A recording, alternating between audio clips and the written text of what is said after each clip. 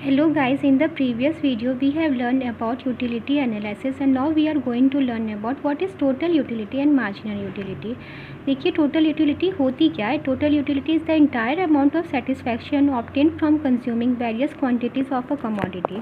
इसको हम आपको एक चार्ट के थ्रू समझाते हैं तो फिर अच्छे से समझ में आ जाएगा. जैसे कि unit of commodity, let's take an example of an pizza. ठीक ना, जैसे आपने एक पिज़्ज़ा खाया, फिर दूसरा खाया, फिर तीसरा, फिर चौथा, फिर पाँचवा, फिर 6, फिर 7. तो 7 पिज़्ज़ा खा के जो आपको इंटायर सेटिस्फैक्शन, जो आपको पूरा सेटिस्फैक्शन 7 पिज़्ज़ा खा के जो सेटिस्फैक्शन मिल रहा है उसी को हम लोग यहाँ पे देखिए टोटल यूटिलिटी बोलते हैं. पहला पिज़्ज़ा खा के 10, फिर आपको 18 का सेटिस्फैक्शन, फिर 24, फिर 28, फिर 30, फिर 30 मतलब फिर 28 ना. इसको हम बाद में आपको इस टेबल को अच्छे से समझा देंगे. अभी आप इतना ही जानिए कि टोटल यूटिलिटी क्या होता है, उसका डेफिनेशन समझ लीजिए. ठीक ना, तो ये होता है टोटल यूटिलिटी. देखिए इसमें यही दिया है, डेफिनेशन में भी यही है कि total utility it is the entire amount of satisfaction obtain from consuming various quantities of a commodity.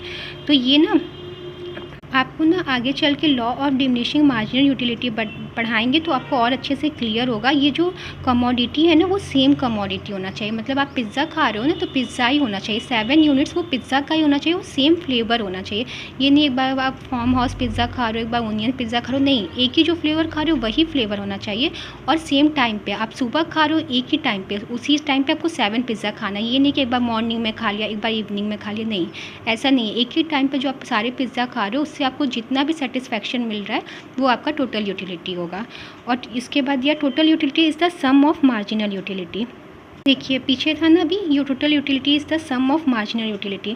देखिए मार्जिनल यूटिलिटी क्या होता है ना, marginal utility is the additional satisfaction obtain from consuming a one more unit of a commodity. इसका मतलब ये है जैसे आपने एक गोलगप्पा खाया, ठीक ना, फिर आप दूसरा गोलगप्पा खाओगे तो आपको ज़्यादा सेटिस्फैक्शन मिलेगा, तीसरा खाओगे तो और सेटिस्फैक्शन मिलेगा. तो जो एडिशनल यूनिट कंज्यूम करके जो हमें सेटिस्फैक्शन मिल रहा है वो हमारा मार्जिनल यूटिलिटी होता है. तो ये इसमें यही है कि जो टोटल यूटिलिटी होता है वो मार्जिनल यूटिलिटी का सम होता है. जैसे देखिए पहले 10 है, 10 में आप 8 ऐड करोगे तो 18 होगा, ये हमारा टोटल यूटिलिटी आ रहा है.